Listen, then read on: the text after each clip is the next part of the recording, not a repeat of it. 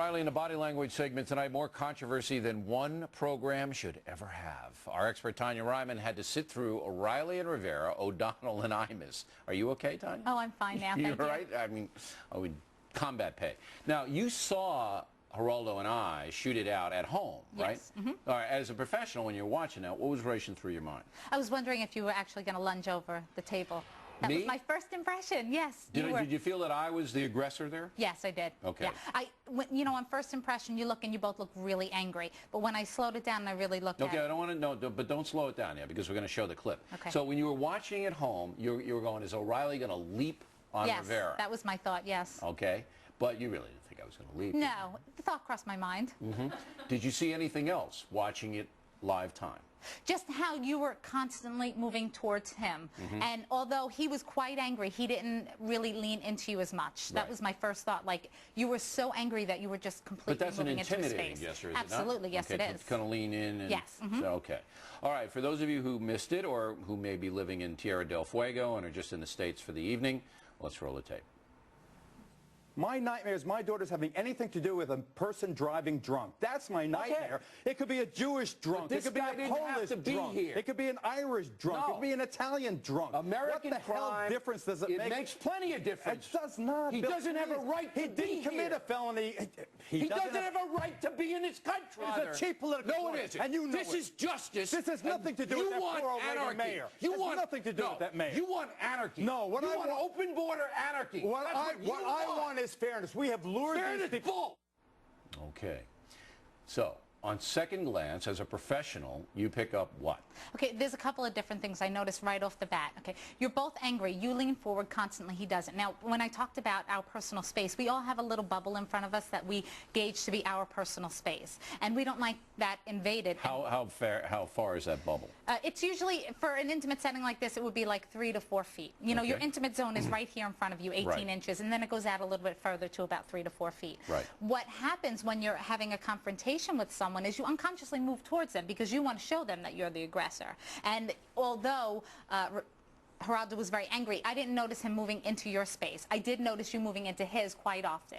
Okay, there was a couple of things I saw. I saw real anger in your mouth, in your eyebrows, and along the sides of your face. Okay, when I looked at him, I saw anger, but yours was so much deeper and so much more aggressive. The other thing I noticed is when you're holding your pen, you can see the grips here. You know, when you hold a pen, everybody's knuckles get tighter. But around here was so tight with you, you could tell you were squeezing that pen as if you wanted to do some damage. No, I didn't. I never wanted to do any damage at all. You leapt at him. You leaned forward. I leaned forward. And you lashed your pen. Lashed at him. Lashed the pen. There's a big difference when you're like just pointing and when you lash. Oh, I was lashing, but I never wanted to lash in his personal space. And I gave him the yard. He had the yard because the table here is pretty big. But let me just tell you why I did it. Because there's 2 dead girls here. And what Geraldo was arguing was a theoretical argument. It could have been an Irish, this and the other thing. And those girls would be alive if that guy had been adjudicated properly by the cowardly authorities in Virginia Beach. And I always personalized that. But did you see how he did it when he was talking about that? It could have been an Irish, it could have been a Jewish. He felt strongly that way because each and every body language was the same. He was arguing for a general principle. I was arguing for 2 dead girls. Which is why you felt angrier. Yes. That's what, and I wasn't really angry in the sense that the anger was controlling me. I was controlling it. Did you pick that up? I would say that you looked incredibly angry and that my first thought was that you were leaning way into his face. Okay. Imus, roll the tape. Why would I think then it's okay to go on the radio last Wednesday and make fun of these kids who just played for the national championship? Well, I can't answer that. I'm sorry I did that. I'm embarrassed that I did that. I did a bad thing. But I'm a good person. And that will change. 19 after the hour.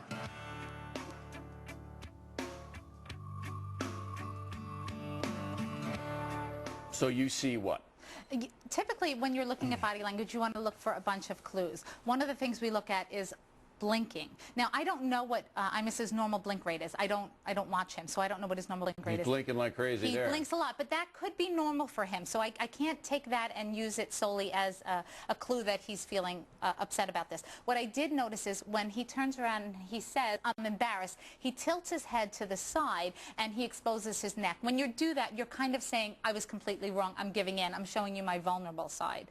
In addition, he, at the end of this, goes and does a very deep sigh. So I think what I would say is that he probably is sorry he said it. Is he sorry he said it because of the flack he's getting, or is he sorry he said it because he's truly remorseful and had some time to think about it? I can't gauge it's that for impossible sure. To Yeah, tell. I can't gauge no that. body language expert could tell that. No, it's just Yeah, he's sorry. That's for sure. Yeah, just why, I don't know why. He doesn't want that in his life. Right. All right, the last one is Rosie O'Donnell. Roll it.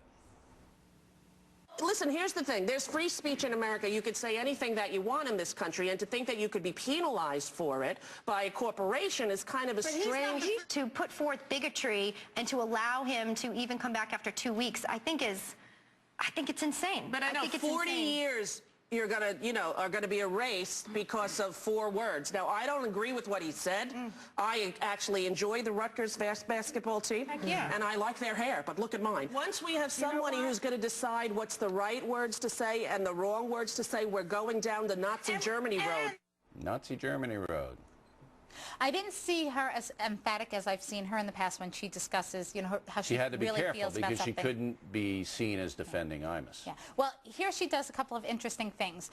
When she's talking about it, she makes sure she puts her hands up to say, "Listen, I don't agree with what he says," because that's her way of defending. Right. She wants to make sure she's not connected to that. Okay. In addition to that, one of the things I noticed that she said is 40 years, and her hands are right about this far. Then she turns around and says, "and 4 words," and her hands go out further, which indicates to me that she thinks those 4 words were very significant. Okay.